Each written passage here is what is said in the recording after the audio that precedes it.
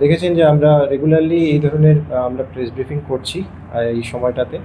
মূল লক্ষ্য এটাই হচ্ছে যে মানুষের কাছে সঠিক ইনফরমেশন যাতে পৌঁছায়। আমাদের রাজ্যে যে পেট্রোল, ডিজেল বা এলপিজির স্টক অ্যান্ড সাপ্লাই যেটা সম্পূর্ণ নর্মাল আছে, সেটাই আপনাদের মাধ্যমে আমরা সবাইকে জানাতে চাই যে সাপ্লাই লাইনে কোনো ধরনের কোনো ডিসরাপশন নেই, নর্মালি সাপ্লাই লাইন আছে।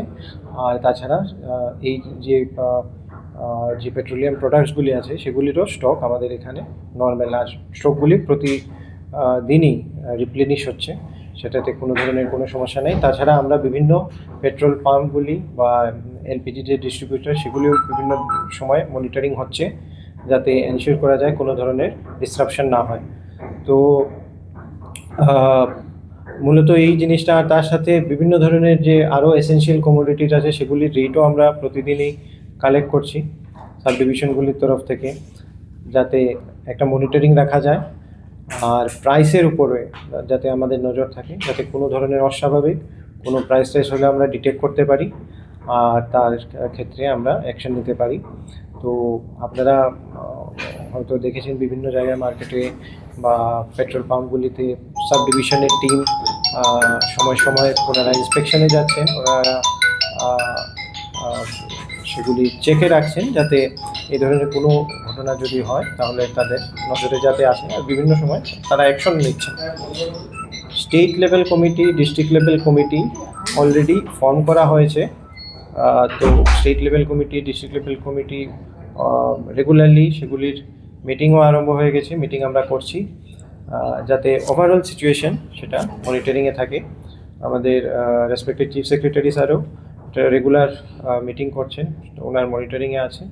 তো সেইগুলি আমরা সবসময়ই এই ধরনের পদক্ষেপগুলি করছি। তাছাড়া সেন্ট্রাল গভর্নমেন্টের তরফ থেকে বিভিন্ন সময় বিভিন্ন যে ডাইরেকশনগুলি আসে সেগুলিও সেগুলি মানে যে কনসার্ন অফিসিয়াল বা অফিসার সেগুলি ওনারা ইমপ্লিমেন্ট করেন, তাদের সাথেও আমরা কমিউনিকেট করছি। আর কন্ট্রোল রুম যেগুলি আছে সেগুলি নাম্বার আপনাদের সাথে অলরেডি শেয়ার করা হয়েছে, সেগুলি সম্পূর্ণভাবে ফাংশনাল আমরা রাখছি, যাতে কোনো ধরনের কোনো যদি কোয়েরি থাকে সেগুলি আমরা যাতে ইমিডিয়েটলি রেসপন্ড করতে পারি।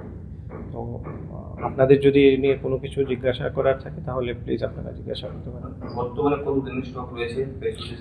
স্টক দেখেন, দিনের কথা আমি তো এখন এটা মানে দিনের কথা ঠিক আছে আমরা বলতে পারি, বাট মেনলি আমাদের লক্ষ্য হচ্ছে যেই স্টক নর্মালি থাকে সেটা আছে কিনা, ডিসরাপশন যদি কোনো কিছু না থাকে, এই নর্মাল স্টক আমরা মেনটেন করি, সেটাতে কোনো অসুবিধা হয় না।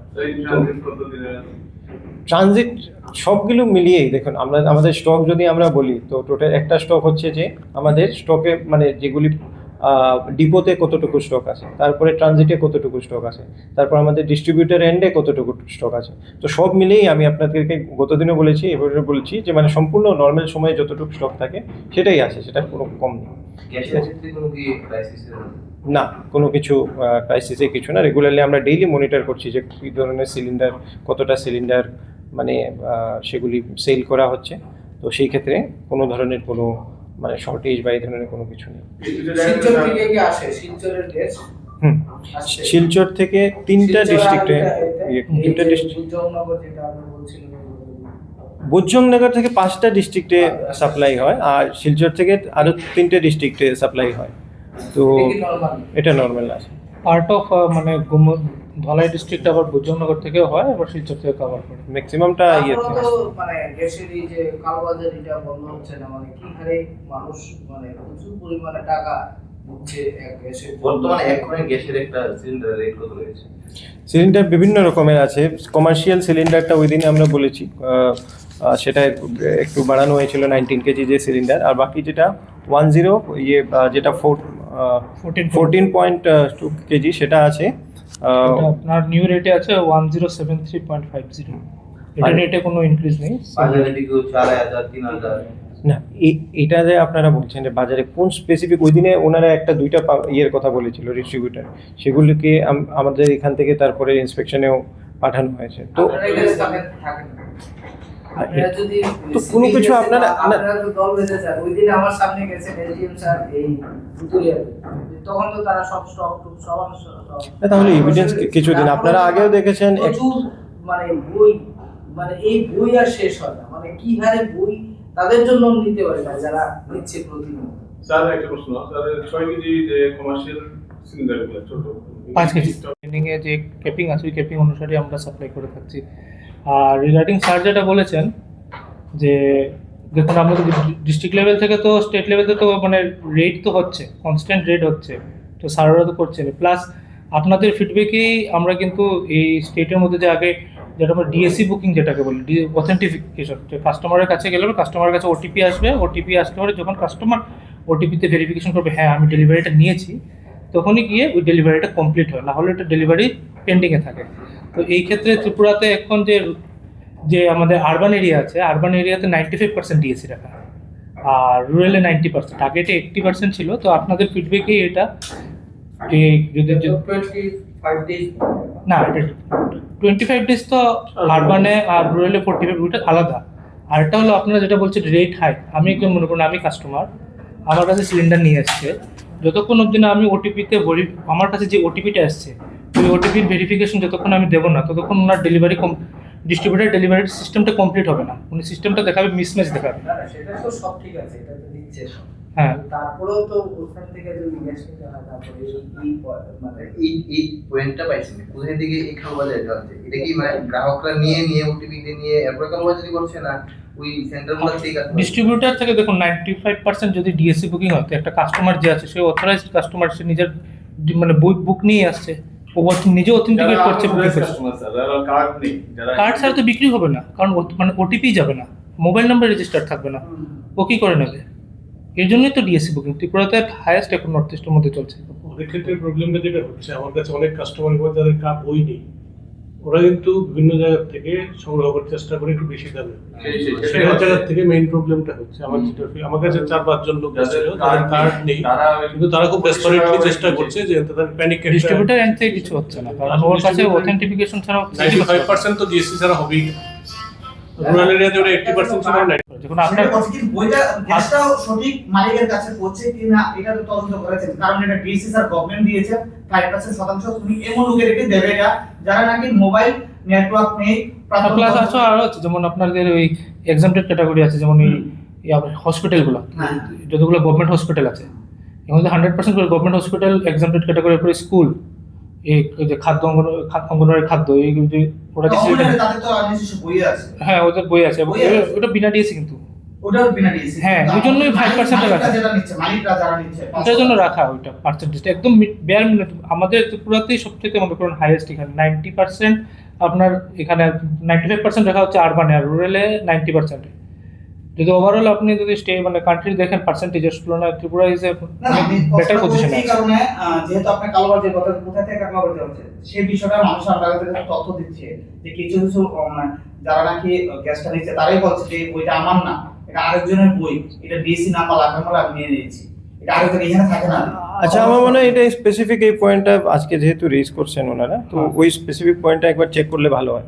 বিভিন্ন যেমন মানে উইদাউট ডিএসসির গুলি একটু ভালোভাবে স্ক্রুটিনি ওটা করা। তো রেজিস্টার পুরো মেইনটেইন থাকে, ওটা মানে এই কথা না, মানে রেজিস্ট্রেশনের আমি বলছি গ্যাসটা কার কাছে যাচ্ছে এটা দেখুন, মানে এই বইটা কাটা হয়েছে আপনার নাম আমার নামে বইটা কাটা হয়েছে, কিন্তু উনি তো এখানে নেই। উনি বলছেন যে উনি তো এখানে নেই, ওই উনি আছে ওটা থাকে না, এখানে থাকে না।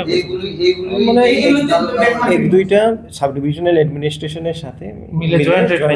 একটা চেক একটা কাজ করলে আমাদের একটু হেল্প হয়, আমাদের একটু স্পেসিফিক এক দুইটা আপনারা কনফিডেন্সিয়ালি হোয়াটসঅ্যাপে দিতে পারেন, নামগুলো না এটা আলাদা ভাবে দিয়ে দেবো। দিয়ে দেবেন, তাহলে মানে স্পেসিফিক একটা ইন্সপেকশন রেট করতে সুবিধা হবে। আর এটা আপনাদের রিকোয়েস্টের ভিত্তিতে ওই দিনে আলোচনা হয়েছিল, তারপরে এখন কিন্তু আরবান এরিয়াতে 5% করে দেওয়া হয়েছে। এটা ভালো হচ্ছে, খুব ভালো হচ্ছে। এটা রিভিউ তো হয় রেগুলার, না 20% আসলে এটা 5%। 20% 5% করে দেওয়া হয়েছে। না, প্রথমে দেখুন 25 ডেজের যে ইন্টার বুকিং কেন করা হয়েছে, মানে মেনলি এই সমস্ত জিনিস আটকানোর জন্য। তো আর সেটা অ্যাকচুয়ালি সারা ভারতে সেম স্ট্যান্ডার্ড সেটা ফলো করা হচ্ছে। কারণ আপনি যে কথা যেটা বলছেন যে কেউ যদি নিয়ে তারপর পাশের বাড়ির কাউকে বিক্রি করে দেয় যার কাছে নেই, তো এই ক্ষেত্রে 25 ডেজ একটা ধরা হয়েছে যে মোটামুটি 25 ডেজ পর্যন্ত লাগে আরবান এরিয়াতে, আর রুরাল এরিয়াতে 45 ডেজ পর্যন্ত লাগে। তো এই বেসিসে এই ইন্টার বুকিং, তার মানে কি 25 দিন আপনি নিলেন, মানে একদিন আপনি যদি আজকে নেন আর 25 দিনের মধ্যে আপনি আবার বুকিংই করতে পারবেন না, আপনার এলাও করবে না সিস্টেম। তো এটাও তো মেইন এই সমস্ত কারণেই এটা করা হয়েছে না, এই ধরনের নর্ম। আর স্যার কিন্তু স্যার একটা জিনিস কি আমার কাছে একদম অথেন্টিক একটা ইভেন্ট আছে যে 25 দিন হয়নি, হুম। কিন্তু যখন আমি বুকিং করেছি এলিজিবল লিখে আমাকে কি পাঠিয়েছে যে you are eligible 4 hours wait waiting এর জন্য ওয়েটিং eligible। 4 আওয়ার্স। তো রাতে বুকিং করেছে অটোমেটিক সকালে তো হবেই, কিন্তু এটা এখনো আমি পাচ্ছি না, আপনি না, আপনি বলছেন যে 25 দিন হয়নি কিন্তু কিন্তু রাজি হয়েছে সে। যখন আমি বুকিং করেছি হুম। নিশ্চয়ই বুকিংটা তো এখানে হয় না, নিশ্চয়ই দিল্লিতে বা কিছু সার্ভার থেকে অটো সার্ভার। কিন্তু বুকিং নিয়েছে কিভাবে নেয়? না, আপনার এটা 25 দিনের মধ্যে উনি মধ্যে বলছেন। হয়েছে স্যার অ্যাপ্লিকেশন নেবে, বাট আপনার ডেলিভারি তো এলিজিবল লেখা ইউ আর এলিজিবল ফর কি এলিজিবল ফর ফর মানে গেস্ট বুকিং। গেস্ট বুকিং তো এলিজিবল। না না এলিজিবল মানে আমি আমার কাছে এখনই আচ্ছা, এই স্পেসিফিক কেসটা তাহলে আমাদের কাছে এটা আসেনি, মানে আমার এরকম এসছে যে আমরা 25 দিনের মানে 25 দিন এর মধ্যে আমরা যদি করছি আমরা আমাদের আসছে না, এই ধরনের কমপ্লেন এসছে। তার মানে কি 25 দিনের আগে নিচ্ছে না, আপনি বলছেন যে 25 দিনের আগে নিচ্ছে। নিচ্ছে। তো এইটা তাহলে শেয়ার করেন, এটা আমাদের তাহলে চেক করতে হবে, ওনাদের সিস্টেমে চেক করবেন। আরেকটা বিষয় হচ্ছে এই আপনি বলছেন নিত্য প্রয়োজনীয় জিনিস, এটার মধ্যে কি জল আছে? জলের দাম এই হাই কেন? এই যে ওয়াটার মানে ট্যাঙ্ক এই যে